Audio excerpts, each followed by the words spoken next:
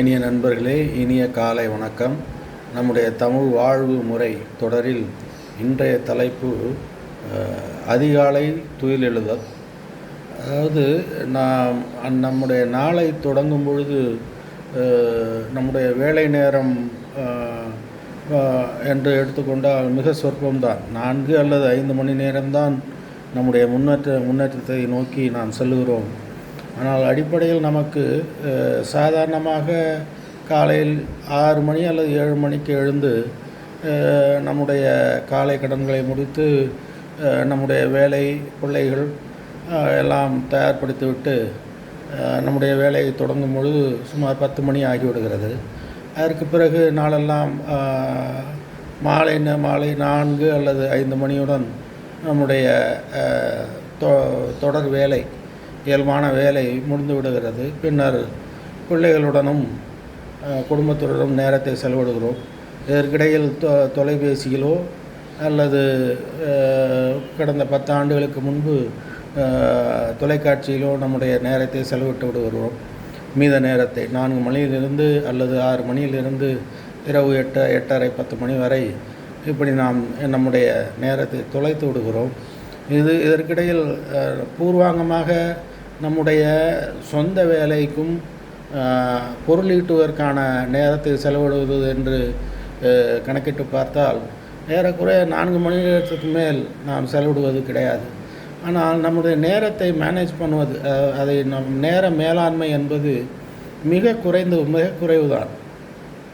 அதற்கு அதிகாலை 4:30 மணி பொழுது அல்லது 4 மணி பொழுது நாம் எழுந்திருக்கிறோம் என்றால் நம்முடைய அமைதியான நேரம் நமக்கு ஆழ்ந்த நினைவாற்றலை, நல்ல திடசித்தத்தை நமக்கு தரும். அது நான் உணர்ந்தது. என்னுடைய இயல்பிலேயே நான் கிட்டத்தட்ட 1 ஆண்டுகளுக்கு மேலாக, சுமாராக 2 ஆண்டுகள் என்று சொல்லலாம், தொடர்ந்து 4 மணிக்கு நான் என்ன அறியாமலே துயில் எழுந்து என்னுடைய நாளை தொடங்கும் பொழுது அது மிகவும் அந்த ஃப்ரூட்ஃபுல்னு சொல்கிறோம்ல, அதுமாரி நல்ல லாபகரமான ஒரு நாளாக, நல்ல நிறைவான ஒரு நாளாக அது அமைகிறது. அடிப்படையில் அது அமைதியான சூழல். அந்த நேரத்தில் நகர சத்தம் எதுவும் இல்லாமல், வெளிப்புற சத்தம் எதுவும் இல்லாமல் நம்முடைய எண்ணங்களை ஈடேற்றுவதற்கு நம்மளை தியானித்தோம். ஒரு சில நேரம் தியானம் என்றது ப்ராப்பர் தியானம் என்று சொல்ல தேவையில்லை. நம்மளுடைய வேலைகளை திட்டமிடுவதற்கும் நிதானிப்பதற்கும் நல்ல ஒரு நேரம் நமக்கு கிடைக்கிறது. நாம் எதை முன்னர் செய்ய வேண்டும், ப்ரையாரிட்டைஸ் பண்ண முடியும். எது முன்னாடியே நம்ம ஷார்ட் டேர்ம் கோல் அல்லது லாங் டேர்ம் கோல், இதற்கு எப்படி நாம் நேரத்தை அமைத்து கொள்வது, அன்றைய நாளை எப்படி அமைத்து கொள்வது என்பதற்கான ஒரு சிந்தித்து பார்ப்பதற்கான தருணம் நமக்கு கிடைக்கிறது. இதனால் நாம் நம்முடைய அந்த வேலை நேரம் என்று இருக்கிறதே, நம்முடைய முன்னேற்றத்திற்கான வேலை நேரம்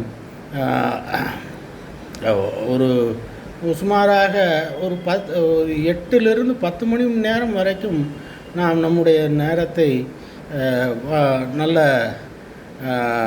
நம்ம நாளின் திறவுகோல் 4:30 மணி என்று சொல்லலாம். அன்றைய நாளின் திறவுகோல் 4 அல்லது 4:30 மணி என்று சொல்லலாம்.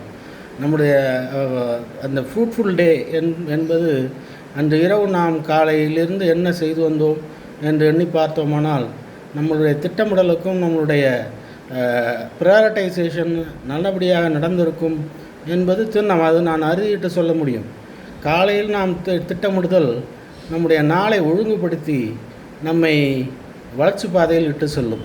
இதை உணர்ந்து பார்த்தால்தான் தெரியும். சும்மா பொதுவாகவே 7 மணிக்கு எழுந்து விட்டு அதனால் என்ன, தூக்கம் போய்விட்டதை தவிர வேறொன்றும் இல்லை என்று கருதுவது மனித இயல்பு.